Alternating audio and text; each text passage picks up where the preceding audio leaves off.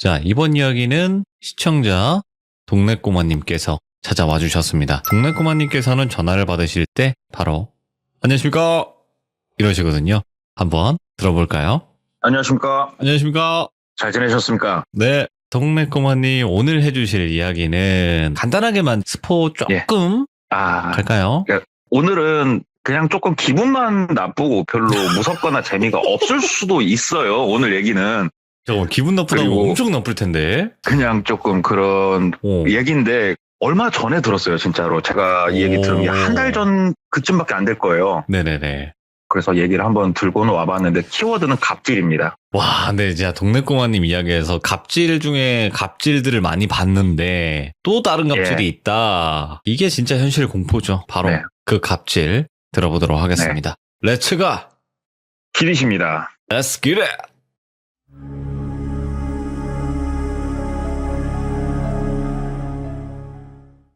이 이야기를 제가 듣게 된 계기가 뭐였냐면은 제가 차량을 팔면서 이제 고객분들이 저를 이쁘게 보셔가지고 아는 지인을 소개해주는 경우도 있지만 원래 알고 지내던 제 지인이 소개를 해주는 경우도 있단 말이에요. 그렇죠. 그러면 제 지인이 됐건 고객이 됐건 소개를 해서 제가 차량 판매가 이루어지게 되면 자동차 등록증이 나오는 날 그분한테 제가 뭐 약소하지만 소개비를 반드시 드려요, 저는. 그리고 지인 같은 경우에는 소개비에다가 제가 식사를 반드시 또 대접을 하거든요. 근데 오늘 이 이야기를 전해주신 분 나이가 저도 정확히 모르겠어요. 연배 차이가 많이 나서 올해 60인가 61세인가 그러실 거예요, 그분이. 제가 정확하게 모르겠어요. 아무튼 나이가 좀 많으세요. 근데 제가 큰형님이라고 그냥 부르는 분인데 이분이 겪었던 일이에요. 원래 목요일날 식사를 하자고 하셨어요, 이분이 저한테. 그래서 제가 죄송한데 큰형님 목요일은 안 됩니다. 그랬더니 왜 안 되냐.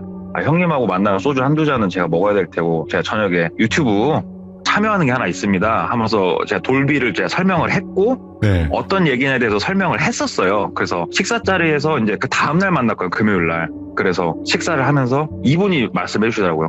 꼭 귀신 얘기가 아니어도 되면은 내가 겪은 얘기가 있으니까 너 한번 들어봐라 하면서 말씀을 해주신 얘기예요. 그래서 이 이야기가 시작되는 배경은 잊을 수가 없대요. 1997년도. 잊을 수가 없는 게 IMF가 터진 해였다고 그러더라고요. 그때가.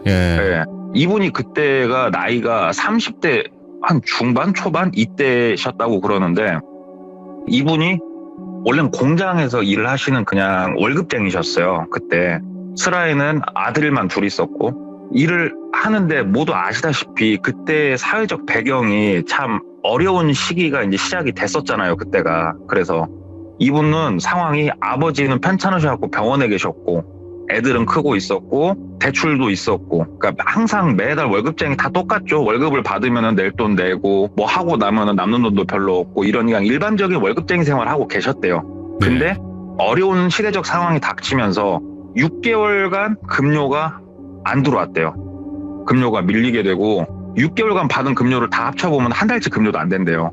근데 이때 그만둘 수도 없었대요. 왜 그러냐면은 그만둬도 갈 곳이 없었대요, 아예.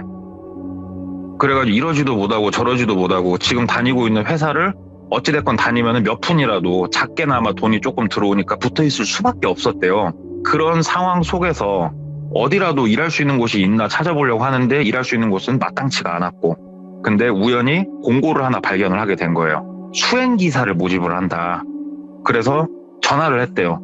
여기 한번 지원을 해보고 싶습니다. 얘기를 했더니 그럼 이력서랑 서류 가지고 와서 제출을 해라. 그럼 따로 연락을 드리겠다. 그래서 반가운 마음에 서류 다 준비를 해가지고 제출을 했대요. 제출하러 가봤더니 생각보다 조금 규모가 있는 공장이더래요, 거기가.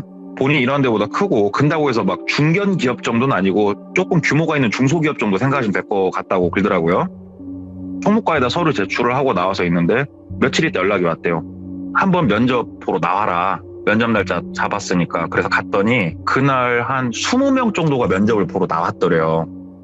정장을 입고 갔었고, 근데 이분이 좀 컴플렉스가 하나 있었어요. 키가 165 정도밖에 안 되세요, 이분이. 남성치고는 조금 작으세요. 근데 본인 스스로는 좀 컴플렉스세요. 그리고 굉장히 마르셨어요. 지금도 엄청 마르셨거든요, 이분이. 그래서 가서 막상 보니까 본인이 생각하는 수행기사라고 하면은 굉장히 용모가 단정하고 위급 시에는 막 사장님도 좀 보호를 하고 네. 이런 걸 생각을 했대요. 근데 가서 보니까 다른 분들은 막 키도 큰 분도 있고 그래서 나는 조금 힘들 수도 있겠다. 내가 김치 국물을 드리킹하고 왔구나. 이렇게 생각을 하고 앉아 있었더니 본인은 호명을 해서 들어갔대요. 사장실에서 사장님이 직접 면접을 봤다고 그러더라고요. 사장실 들어갔더니 사장님이 계시고 그 옆에 자기 또래 정도 보이는 남성 한 분 있었고 사장님은 나이가 50대 후반? 뭐 그 정도로 보였대요. 그래서 얘기를 하는데 사장님이 존칭을 써주시면서 질문들을 하는데 질문 자체는 뭐 특별할 건 없었대요. 기존에 일하던 회사가 있었냐? 그러면은 왜 여기로 이직을 하려고 하냐? 입사해서는 뭐 어떻게 일할 생각이냐? 오래 일할 수 있냐? 뭐 이런 것들 그냥 살아온 환경이라든가 간단하게 이제 면접을 보고 나가서 이틀이 채 안 돼갖고 연락이 왔대요. 출근하라고. 그래가지고 그냥 그 길로 다니던 회사 바로 때리쳤대요. 왜 그러냐면은 기미가 보였대요. 기존에 다니던 회사 사장 야반도주를 할 기미가 보였었기 때문에 바로 때리치고 그쪽 회사로 이제 출근을 했대요. 정장 입고 출근을 딱 해가지고 업무에 대해서 조금 얘기를 듣는데 면접 보러 간 날 사장님 옆에 계셨던 자기랑 비슷해 보이는 그 또래 그분은 과장이었대요. 그분이 이제 업무에 대해서 얘기를 해주는데 매일 아침 7시 반에 전화가 올 거래요. 본인한테. 그럼 전화를 받으면 당일 사장님의 스케줄을 브리핑을 해준대요. 그러면은 먼저 좀 알고 8시에 사장님 자택으로 이동을 해서 사장님을 모시고 공장으로 출근. 뭐 오후에 점심에 약속이 있으시면은 이제 모시고 나가고 그 이후에 일정을 소화를 하면 되는 거고 토요일도 근무를 하는데 주 6일 근무. 그때는 주 6일 근무가 대부분이었잖아요. 주 6일 근무고 퇴근 시간은 사장님이 댁에 들어가시는 시간이 퇴근 시간이고 간단한 설명들을 쭉 듣고 이제 주로 아침에 사장님이 공장 출근하신 다음에 오전 시간은 비니까 그때 차량 세차라든가 이런 거를 반드시 해놓고 대기하는 장소는 경비실에서 대기를 하면 된다고 그랬더라고요. 그러면 경비원이 항상 상준하는데 24시간 있는 건 아니고 낮 시간만 있는데요. 공장은 보통 저녁 10시쯤이면은 직원들 다 퇴근을 하고 야근 마치고 그래서 이제 첫날 출근해가지고 차 닦고 경비실에 앉아있었더니 경비원분이 뭐 이런저런 얘기 해주시더래요. 그래서 인사하고 공장에 대해서 좀 듣고 이 공장은 IMF 뭐 이런 당시 안 좋은 당시인데도 잘 돌아가네 얘기했더니 여기는 수출을 주로 해서 달러를 벌어들이는 곳이어서 오히려 좋다. 뭐 이런 얘기도 들었고 그네요. 제가 잘 입사했네요. 이제 사장님 나오셨길래 정식으로 다시 한번 인사 꾸벅하고 모시고 하루 일정을 소화를 하는데 자기가 생각한 사장님은 되게 조금 근엄하고 과묵하고 그러실 줄 알았는데 모시고 쭉 운전해서 점심 식사 장소로 이동을 하는데 항상 존대를 해주신대요. 그리고 직급은 대리를 줬었고 이분을 이제 오 씨라고 해볼게요. 오돌비라고 해볼게요. 그냥 그러면은 우리 오 대리님 아무튼 저도 잘 부탁드립니다. 사장이 저도 잘 부탁드리고 목적지 이동해서 제가 식사 시간은 얼추 1시간 정도 소요될 것 같으니까 오 대리님 편한 데 가서 식사하고 오시면 되고 뭐 이런 얘기를 존칭을 써서 이렇게 해주시더라고요. 그래서 내가 기존에 알고 있던 사장님들랑 이미지가 다르구나. 이분은 좀 괜찮다 싶어가지고 목적지 내려드리고 근처에서 본인은 후딱 진짜 빠르게 간단하게 식사를 하고 차에서 대기를 하고 있다가 사장님 나오시면 다음 일정 소화를 하고 뭐 별일은 없었대요. 오히려 사장님이 많이 존칭을 해주셔가지고 너무 화기애애하고 좋은 분위기 속에서 쭉 일을 했대요. 그러면서 사장님이 또 질문도 많이 하셨대요. 그동안 어떻게 살아왔는지, 현재 처해져 있는 상황이 어떤지. 그래서 몇 달 정도 일했을 때는 자기 얘기도 했대요.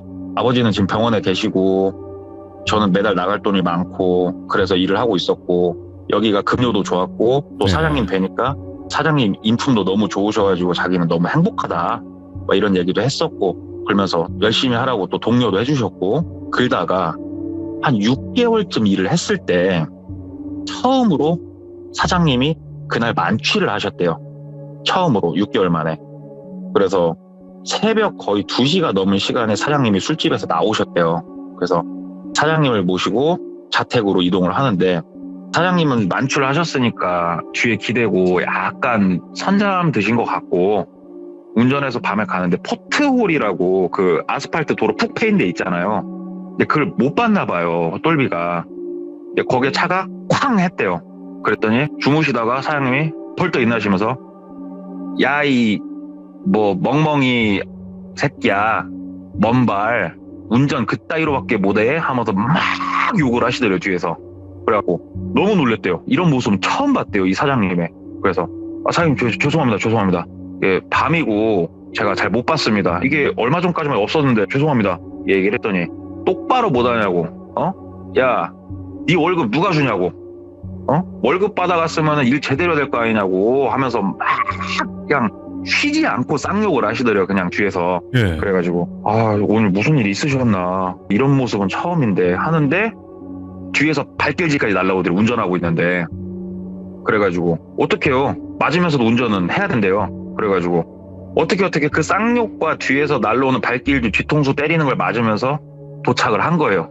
딴 때 같으면 딱 도착하면 사장님이 문을 열고 바로 본인이 내리시는데 딱 가만히 있더래요. 그래가지고 똘비가 후닥닥 가가지고 문을 열어드렸대요. 딱 열어드리고 사장님 되게 도착했습니다. 그랬더니 사장님이 그래 하면서 딱 나오시더래요. 그러면서 그 우리 귀싸대기를 팍 때리는 거 말고 좋게 표현하면 우리 누군가를 격려해줄 때 뺨을 살짝 톡톡 쳐주는 거 있죠. 그런 것처럼 뺨을 톡톡 치는데 이 상황 자체가 격려가 아니고 기분이 좀 나쁘죠. 네.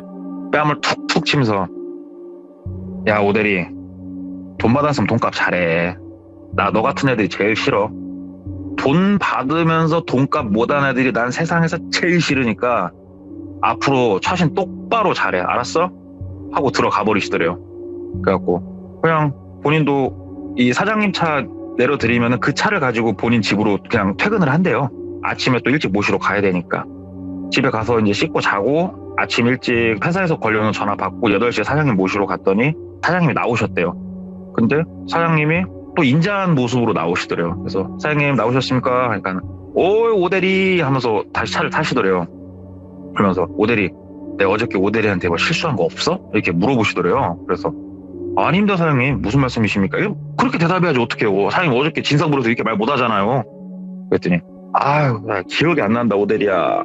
머리야, 내가 실수했나 걱정돼가지고 아침에 오대리 얼굴 보는데 나 좀 쩔렸어 막 이렇게 얘기를 하더래요. 그래서 아닙니다 사장님. 그랬더니 아니면 다행이고 어서 가세 해가지고 이제 출근을 해서 일을 보는데 저 사장님이 술을 좀 많이 드시면 조금 진상으로 변하는구나, 그때 이제 처음으로 알았대요. 이제 그렇게 한 달에 한 번, 2달에 한 번꼴로 그 이후로 진상일이 조금씩 펼쳐지기 시작을 하더래요. 근데 진상이라고 해봤자 조금 욕하고 뒤에서 막 의자 발로 차고 뭐 이 정도였는데 그 이후로 이제 조금 더 일을 했을 때 어떤 일이 벌어졌냐면은 이 회사는 물론 IMF 상황 속에서도 달러를 벌어들이니까 잘 나가고 있는 회사일지 몰라도 협력사가 존재할 거 아니에요. 수출을 하려면은 수출 담당해주는 회사도 있을 거고 여기서 물건을 조립해서 수출 보내는 거였는데 물건을 이렇게 납품해준 납품회사가 있을 거고, 근데 납품회사가 도산을 했고 수출을 맡아주는 회사가 자재를 가지고, 그러니까 수출할 물량을 가지고 잠적해버리고 좀 이런 일들이 발생을 했었다고 그러더라고요 그때.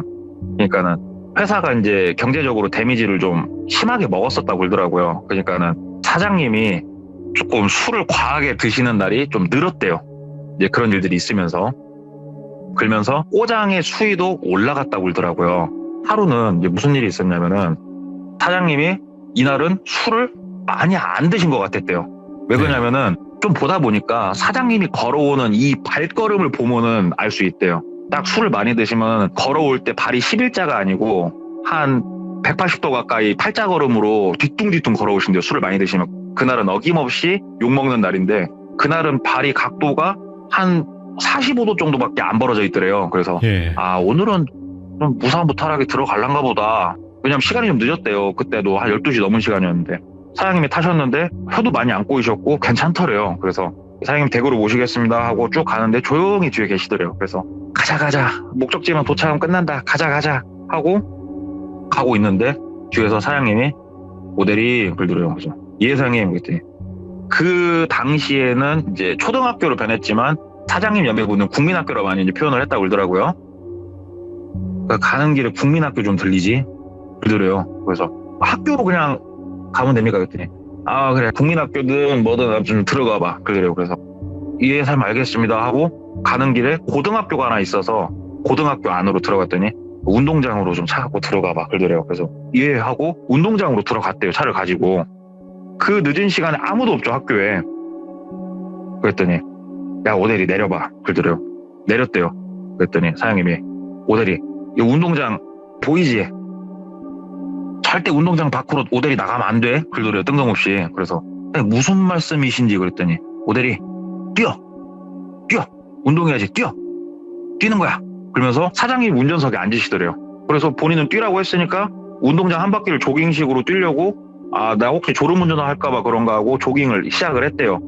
조깅을 이제 한 30초 정도 뛰고 있는데 뒤에서 갑자기 하고 풀악셀 받고 헛바퀴 돌면서 차가 출발하는 소리가 들리더래요. 그래서 조깅을 하다 뒤를 쳐다보니까 차가 본인 쪽으로 돌진해서 오고 있더래요. 그래가지고 옆으로 굴러서 피했대요. 차를 옆으로 굴러서 피하니까 옆으로 돌아서 다시 본인 쪽으로 돌진을 해오더래요. 차가. 그래가지고 운동장에서 이제 큰형님이 기억하기로는 30분을 넘게 굴러다녔대요. 뛰다가 차가 오면 옆으로 구르고 뛰다가 차가 옆으로 오면 구르고 이거를 30분 넘게 반복을 하니까 이제 옆에다 차를 세우더래요. 그러면서 차에서 사장님이 내리더니 오대리 어때 운동 좀 잘했어? 그러더래요. 그래서 사장님 이거 너무 무섭습니다. 사장님 이건 조금 그랬더니 왜? 그만둘라고? 그러더래요 사장님이. 그래가지고 아니요 사장님 근데 이거는 조금 장난이 과하신 것 같아서요. 그랬더니 야 그럼 그만둬.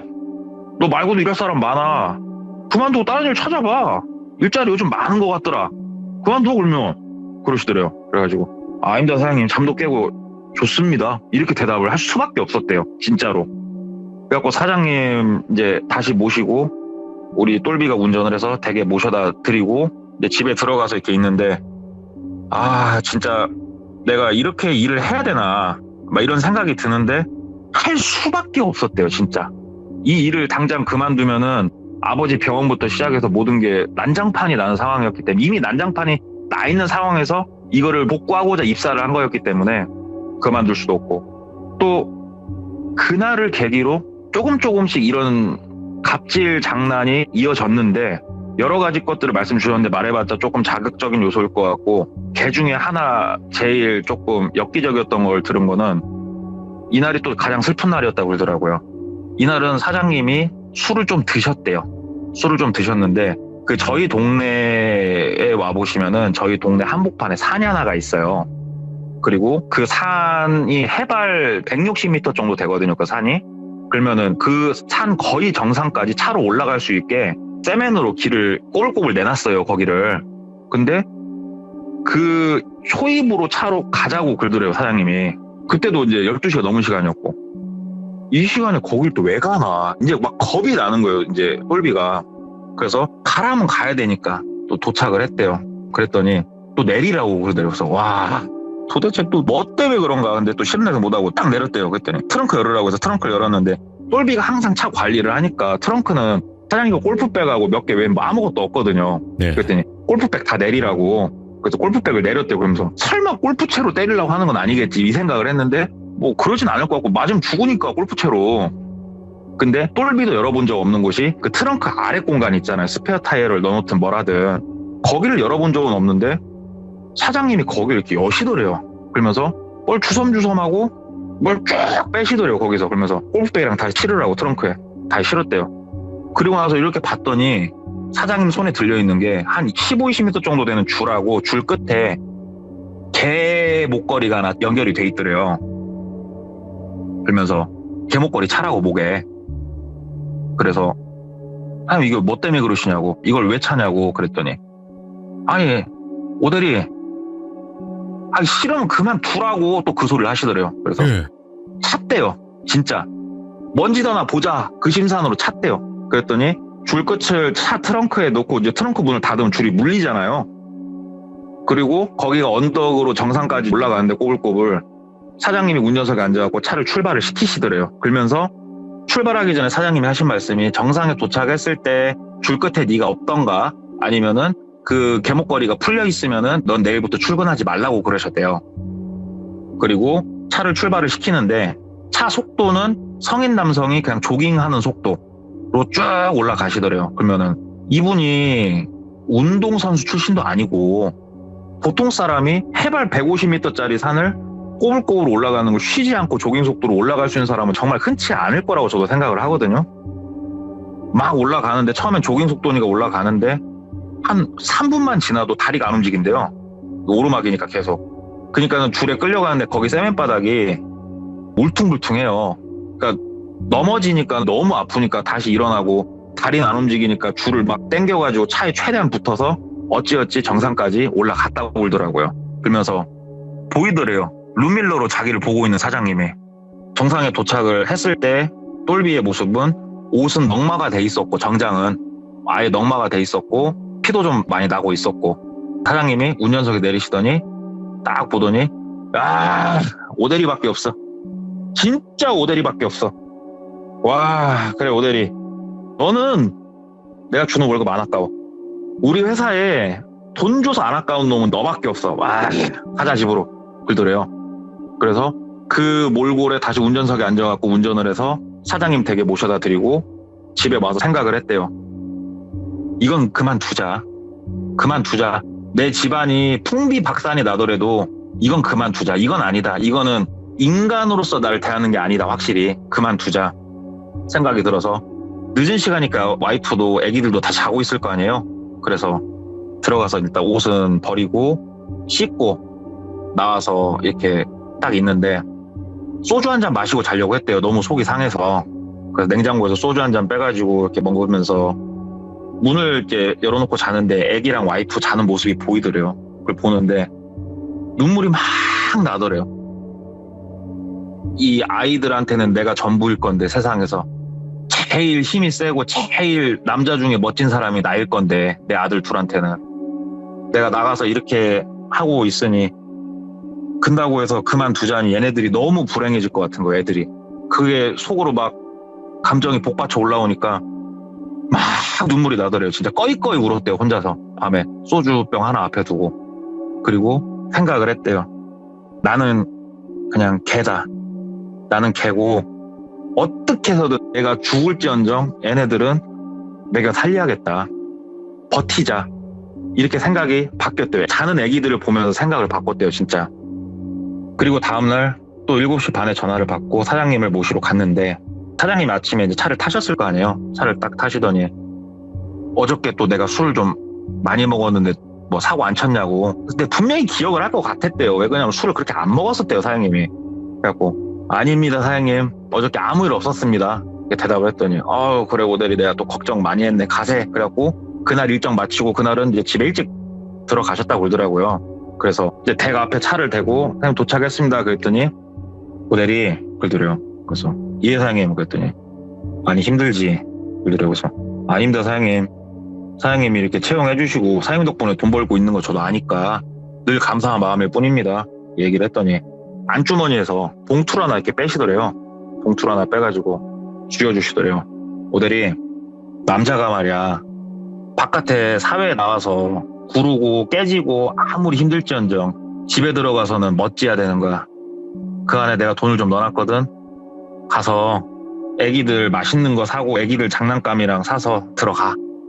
오늘은 그래서 애기들하고 좀 잘 놀아주고 그래야 멋진 거야 하면서 딱 가시더래요. 그래서 일단은 차 출발시켜서 집에 와가지고 주차장에 차를 대놓고 봉투를 열어보니까 50만 원이 들어있었대요. 그 안에. 근데 그 당시 시대 상황이나 물가 상황을 봤을 때 50만 원이면 작은 돈이 아니었다고 그러더라고요. 그래서 그걸 보는데 저분이 다 알고 있구나. 기억을 못하는 건 아닌 건 확실하고 그래도 술이 완전히 깨면은 나를 이렇게 챙겨주려고 또 하는구나 하면서 그 사람이라는 게 진짜 간사하대요. 죽이고 싶었던 그 마음이 또 약간은 긍정의 시그널이 한쪽에서 살살 튀어나온대요. 그 상황에서도 그 돈을 보니까. 그래서 그날은 애기들 데리고 나가서 외식을 했대요. 사장님 차 타고 나가서. 원래 그러면 안 되는 건데 그날은 그러고 싶었대요. 그냥. 그래서 저희 동네에서 제일 비싼 레스토랑 가서 애기들 맛있게 밥을 사줬다고 그러더라고요. 그 이후로도 목줄 차고 올라갈 정도 일은 아니지만 좀 쌍욕하고 이런 건 좀 있었는데 이게 피크로 치닫은 디데이가 얘기가 해주시더라고요. 아침에 사장님을 모시고 출근을 해가지고 경비실에서 놀고 있는데 그 경비원 분들은 이 회사 마당발 아닙니까? 쉬운 얘기로 온갖 얘기를 다 듣고 근데 그 수행기사에 대한 거는 모르시더래요. 근데 모를 수밖에 없는 게 입사를 할 때 굉장히 강력하게 몇 번의 설명을 듣고 서명을 직접 하는 게 있대요. 인감 도장을 찍는 게 있대요. 서류에다가 비밀유지 서약을 그렇게 강하게 한대요. 이 수행기사는. 왜냐하면 사장님을 모시고 다니면서 회사의 중요한 얘기라든가 통화 내용이라든가 이걸 바깥에 발설을 하면 안 되니까 사장님에 대한 모든 것은 함구한다.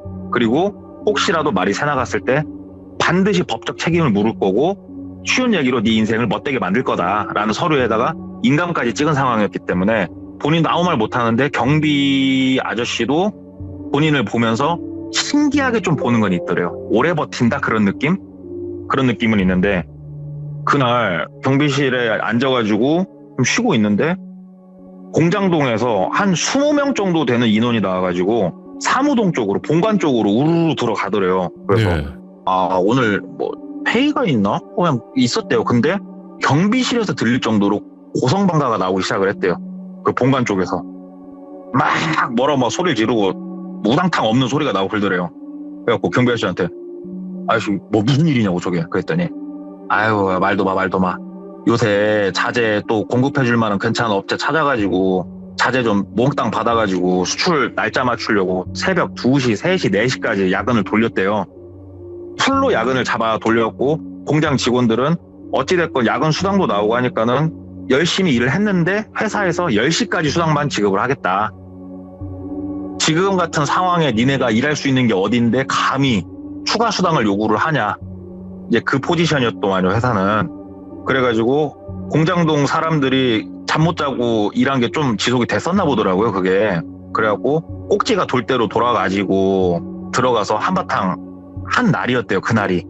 사장실까지 막 쳐 들어가고. 이제 똘비는, 우리 오대리는 그 모습을 보면서 과연 머릿속에 어땠을까요? 와, 퇴사할 거면 지금 해야 된다. 오늘 밤 내가 넘길 수 있을란가 없을란가 모르겠다 진짜 하는데 그 공장동 사람들이 다시 본관에서 나가고 12시가 좀 넘었을 때 딴 때보다 좀 늦지막하게 사장님이 나오시더래요. 그래가지고 후닥닥 모시고 이제 극도의 긴장을 하고 다음 일정이 있으니까 점심 식사 그곳으로 운전을 해서 가는데 아무 말씀 없이 그냥 창밖만 쳐다보고 가시더래요. 그래서 기분이 안 좋으시겠지. 그래 이렇게 갑질한 양반이 면전에 대고 쌍욕을 그렇게 먹었으니 그래서 그날 일정을 이제 소화를 하고 제발 기도를 했대요. 보통은 저녁밥을 집에 들어가서 드시니까 오늘도 제발 댁에 들어가서 저녁을 드셔라. 기도를 그렇게 했는데 술자리로 가시더래요. 그래서 그래 그냥 매 맞을 거 있으면 뭐 하지 뭐 내 애기들을 위해서 못할 게 뭐가 있어 하고 딱 있었는데 새벽 2시가 넘어서 사장님이 나오시는데 발걸음이 11자시더래요. 오, 하나도 안 취하셨네? 그래가지고 왜 나오십니까? 하고 막 더 일부러 정중히 그냥 눈치 봐야 되니까 막 바깥에서 먼저 문 열어드리고 사장님 착조하시니까 문 딱 닫고 딱 본인 자리에 앉아가지고 사장님 자택으로 출발하겠습니다 하고 출발을 딱 하는데 사장님이 오대리 그러는데 목소리나 냄새로나 술 냄새가 그렇게 안 났대요. 아예. 예 사장님 그랬더니 공장으로 좀 가자 그러시더래요. 그래가지고 공장 예 사장님 뭐 말에 토를 달면 안 되니까 예 알겠습니다 하고 공장으로 향했대요. 그랬더니 공장 게이트가 다 닫혀 있으니까 사장님이 뒤에서 열쇠 꾸러미 던져주면서 게이트 문 열으라고 그래가지고 게이트 열고 공장으로 들어갔대요. 그러면은 이제 본관이 있고 공장동이 있는데 여기 공장동은 뭐 큰 물건을 조립하는 게 아니었기 때문에 공장동 높이가 4층이었대요. 4층이고 거기 앞에 딱 차를 냈더니 그 공장동 문을 열으라고 시켜가지고 또 열쇠로 따가지고 문을 열었대요. 그랬더니 사장님이 서류 가방은 아니고 우리 테니스 가방 같이 생긴 거 하나를 이렇게 들고 오시더래요. 공장동 안쪽 한쪽에서 딱 들고 오더니 그 안을 이제 열고 뭘 쓱 빼는데 우리 옛날 경관분들이 쓰셨던 곤봉 아세요? 곤봉을 하나 빼시더래요. 거기서 그걸 보는데 예전 같았으면 뭐 하시려고 하지 하는데 지금은 짬이 좀 찼잖아요. 곤봉을 딱 보는데 저거는 맞으면 뼈 나가는데 이 생각이 들더래요. 야 이거는 맞으면 좀 많이 잘못될 것 같은데 이 생각이 드는데 곤봉을 쓱 빼더니 사장님이 그 들어오는 문이 양쪽으로 여는 유리문이었는데 그 동그란 원판으로 된 손잡이 기억하시죠? 그 원판 위에다가 쇠로 감더래요. 그리고 열쇠를 채우더래, 못 나가게. 그래서 야 오대리, 여기 공장동 여기 불 다 켜고 와 그러더래요. 그래가지고 층마다 메인 스위치를 다 올리고 내려왔대요. 그랬더니 사장님이 야 오대리, 너 발 하나 앞으로 좀 내밀어봐 그러더래요. 그래서 사장님 뭐 때문에 그러셔요? 그랬더니 그러니까 내밀어봐, 일하기 싫어? 또 그러더래요. 그래가지고 다리 하나를 내밀었대요. 쓱 내밀었더니 정강이를 곤봉으로 진짜 풀스윙으로 후리쳐버리더래요, 그 정강이를. 근데 본인이 빵 맞았는데 정강이 뼈가 부러진 줄 알았대요, 진짜. 너무 아파가지고 바닥에 떼굴떼굴 구르고 있는데 사장님이 그러시더래요. 야 오대리, 나 잠깐 있다가 너 찾으러 갈 거니까 숨어? 그러시더래요. 그래가지고 와, 이게 잠깐 있다 잡히면은 얘 또 두드러 맞는구나. 이거는 본능적으로 그동안 이 사람이 해왔던 행태를 알기 때문에 일단은 막 부르다 말고 다리 부여잡고 한쪽 다리를 땅바닥에 제대로 디딜 수 없을 정도로 아팠대요. 그래가지고 일단은 계단으로 막 올라갔대요. 2층 3층 어디로 숨으려고 딱 올라갔더니 저 밑에서 소리 들리더래요. 찾는다 하고 돌아다니기 시작을 하시더래요. 근데 다리가 아프니까 설마 여기서 뭐가 더 있겠냐는 생각도 들지만 본인 다리를 이렇게 찍을 정도니까 겁도 나고 하는데 얼마 안 가서 잡혔대요. 그랬더니 머리를 맞는데 머리랑 여기저기 좀 곤봉으로 맞았는데 머리 쪽은 맞으면서 피부가 좀 상했는지 피가 좀 이렇게 뚝뚝 나더래요. 그래가지고 사장님 왜 그러시냐고, 왜 그러세요 하면서 사장님을 이제 자꾸 밀치려고 하는데 이분이 큰형님이 키가 작잖아요. 왜소하시고. 근데 거기 사장님은 키가 거의 180 정도 되셨다고 그러더라고요. 체격도 좋으셨고. 힘으로 도저히 안 되더래요. 다리 하나까지 못 쓰는 상황이 되니까 어떻게 할 수는 없고 사장님이 다시 숨으라고. 그래가지고 막 또 여기저기 숨으러 다니는데 사장님 발소리는 들리고 본인 머리 맞아가지고 손으로 이렇게 머리 막 찍고 막 누르고 하니까는 본인 손바닥 찍힌 곳에는 피도 묻어 있고 한젤과 그레텔도 아니고 진짜. 그러다가 공장동 3층에 가가지고 직원 사무실 같은 게 있었대요. 공장동. 거기에 캐비넷들이 보이길래 캐비넷을 열었더니 몇몇 캐비넷은 좀 비어있더래요. 캐비넷이. 그래서 원래는 책상 밑으로 들어가려고 했는데 캐비넷 안에 들어가 있었대요. 그냥 캐비넷 안에 들어가가지고 문을 최대한 당겨갖고 손으로, 이게 캐비넷이 안에서 잠그기 힘들대요. 문이 열린대요, 손을 놓으면. 그래서 한 손으로 캐비넷 이렇게 안에서 잡고 양쪽을 안 열리게. 사장님이 딱 여기저기 돌아다니는 소리가 들리더래요. 어딨냐 하면서 인간 사냥을 시작했다고 그러더라고요. 그 안에 그러고 있는데 이 방을 드디어 사장님이 들어오신 거예요. 들어오셔가지고 이 방을 한 바퀴를 도는데 심장이 막 터질 것 같고 여기서 또 잡히면은 또 어딜 두드려 맞을지 모르니까 그러고 있는데 본인 캐비넷을 이렇게 지나가는데 와, 발견 못했다, 살았다. 그리고 쓱 한 바퀴 도시고 나가는 소리가 들리고 이제 문을 탁 닫아버리더래요. 그래서 가셨나 보다. 1층 나가서 유리라도 깨고 나가자. 그 심정을 가지고 캐비넷에서 나왔는데 사장님이 문만 닫고 안에 서 계시는 거예요. 본인이 아까도 말씀드렸지만 진짜 이게 영화 같은 얘기인데 손에 피가 묻어 있잖아요. 그러니까는 피가 찍혀 있는 걸 사장님이 보면서 쫓아오고 있었던 거예요. 그 사장님은 그게 스트레스를 푸는 건지 뭔지 모르겠는데 그 말도 안 되는 행위를 사장님이 하고 계셨던 거더라고요. 거기서 사장님한테 또 발각이 되고 거기서는 이제 똘비가 그 책상이 가운데 네모 형식으로 쭉 붙어 있었기 때문에 사장님하고 이제 뺑뺑뺑뺑 도는 거예요. 이제 똘비는 안 맞으려고 돌고 사장님은 두드러 패려고 막 뛰어오는데 속도 차이가 나잖아요. 다리가 제대로 못 쓰니까. 그러니까 옆에 있는 의자 막 밀면서 살려고 왜 그러세요? 그러지 마세요. 나 그냥 그만둔다고 막 그러면서 막 도망가는데 결국은 뭐 1분이 뭡니까? 왜 얘기 들어보니까 30초 안 되고 잡혀가지고 시지게 두드러 맞았대요. 진짜로. 어느 정도로 맞았냐면 정신을 잃었대요. 맞다가 정신을 잃고 눈을 떴을 때는 병원이었대요. 병원이었고 옆에 본인이 처음 입사할 때 면접을 볼 때 있었던 자기 또래 그 남자 있었잖아요. 얘가 있었대요.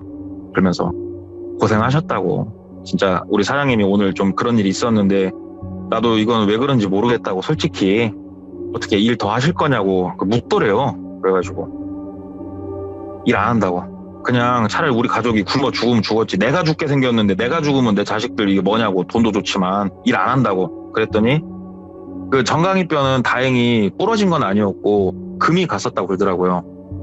치료비랑은 알아서 회사에서 드릴 거니까 너무 걱정하지 마시고, 그 와중에 링겔 꽂고 누워있는 사람을 앉히더니 서명 하나 더 하시라고. 비밀유지 서약. 그 와중에 서약서를 또 받더래요. 다 서명해줬대요. 다 서명해주고 그만둔다고.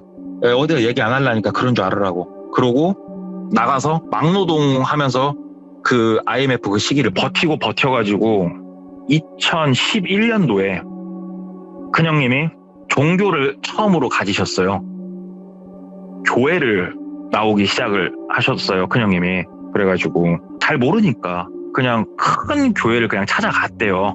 예배도 한 번도 드려본 적도 없고 이런 분이 그냥 일단은 큰 교회가 좋다라는 그런 게 아무것도 모르는 생각 가지고 교회에 갔더니, 저는 교회를 조금 몇 년 다녀봐서 알지만 이 교회에서 방구 좀 낀다고 하는 사람들이 목사님 말씀 설교 시작하기 전에 나와서 대표로 기도를 하는 시간이 있어요.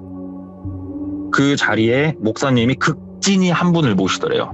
극진히. 뭐라고 설명을 이렇게 드렸다고 하는데, 진짜로 많은 사회적 공헌을 하시고 많은 분들에게 베푸시고 늘 웃는 얼굴에 매너가 좋으신 나이가 많으신 그분, 그 사장님이 올라오시더래요. 그걸 보는데 진짜로 신은 없구나라는 생각을 했대요. 네. 그래서 그분이 딱 한 번 교회를 나가고 안 나가세요. 신이 있다면 저 사람은 차에 치여 죽었든가 높은 데서 떨어져 죽었든가 뒤졌어야 되는데, 사업이 그렇게 번창해가지고 진짜 지역에서 돈 많은 기업가가 되셨고, 지금은 그 아들이 기업을 운영을 하고 있다고 그러더라고요. 근데 신이 있다면 저 사람이 어떻게 저렇게 살아야 되나 싶더래요. 그래서 딱 하루 교회에 나가고 교회에 안 나가세요, 그분이.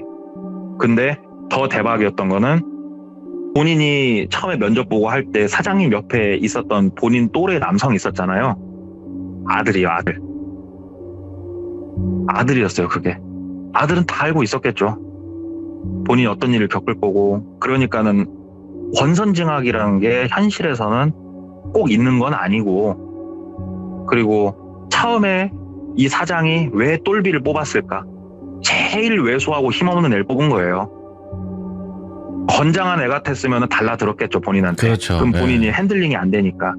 그래서 스트레스를 받은 거를 인간 사냥으로 풀고 그만두지 못할 상황에 처해 있는 사람을 진짜 눈물 나는 갑질을 해가면서 그렇게 부렸던 얘기를 제가 얼마 전에 들어가지고 가져와 봤는데, 진짜 이런 사람들이 실제로 있고 지금은 그런 사람들이 가면을 쓰고 칭송을 받고 있고, 그래가지고 한번 그 얘기를 가져와 봤습니다. 네, 이게 그런 거 있잖아요. 세상에 진짜 아까 그 동고님 말씀대로 권선징악이 있을까? 이런 생각을 한 번쯤 해볼 수도 있거든요. 도대체 저 사람은 언제 벌을 받는 거야? 막 이렇게. 왜 저런 놈은 귀신도 안 잡아가나. 그치. 귀신도 안 잡아갈 만큼 못 듣기 독한 때문일까? 이런 생각도 있는 거고요. 근데 이런 사람들이 있죠. 없을 순 없어요.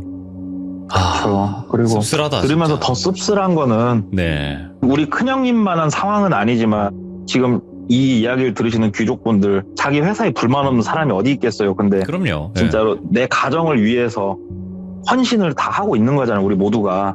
그러니까는 저도 그 마음이 같이 공감이 되니까 저도 그 얘기를 듣는데 되게 뭉클했어요, 진짜. 네. 진짜 진심으로. 또 나만 생각할 수 없는 게 이제 와이프도 있고 아이들이 있잖아요. 맞습니다. 그럼 예. 함부로 못하죠, 진짜. 저도 애기에서 되게 울컥했어요. 저도 애기가 있으니까. 예. 그렇죠, 그렇죠. 공감이 훨씬 더 많이 됐을 거예요. 예전이지만 그래도 너무 소름 끼치는 이야기였어요. 사람이 어디까지 추악해질 수 있나, 그런 이야기였던 것 같습니다. 우리도 네. 항상 조심하면서 살아야 되겠어요. 감사합니다. 네, 감사합니다, 돌비님. 네, 고맙습니다. 이 이야기를 듣고 나서 기분이 매우 안 좋아지셨을 수도 있어요. 권선징악이 정말 있을까? 인간 사냥을 하면서 자신의 그냥 스트레스를 푸는 이런 나쁜 사람도 있다라는 걸 알 수 있었던 그런 시간이었던 것 같습니다. 시청해주신 모든 분들 감사드립니다. 고맙습니다.